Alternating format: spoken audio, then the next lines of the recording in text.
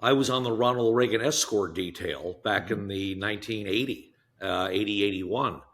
And I caused a major traffic collision on Santa Monica Boulevard.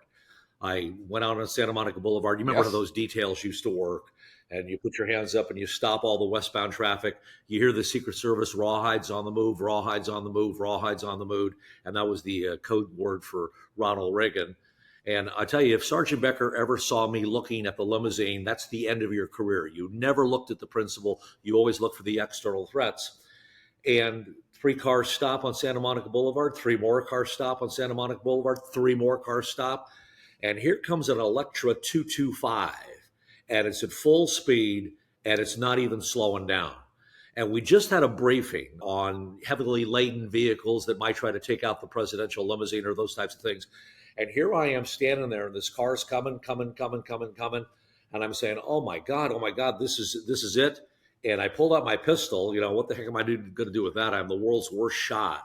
And all of a sudden, this driver, whose visual horizon was the hood ornament, locked up this car, slid sideways, caused this major, major traffic collision. Got knocked off the car I was leaning against. I'm on the ground. I'm looking up. The presidential limousine's pulling out. The CHP got sued out of that thing. And I get assigned to Deputy Attorney General, the nicest guy you ever want to meet. Not a clue about CHP operations. Not a clue. A very nice fellow. He says, so what were you doing? I said, my job was to stop oncoming traffic so the presidential limousine could get out. Well, why did you have your gun out?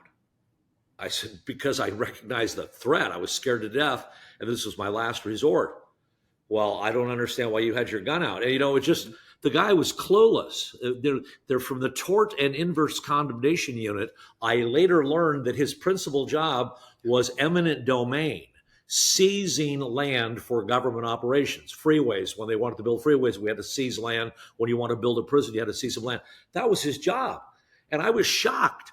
You know, the lawyers who sue us are specialists. That's what they do. And we've got some generalist, a state attorney general, who doesn't understand CHP operations. That was very, very, very scary to me.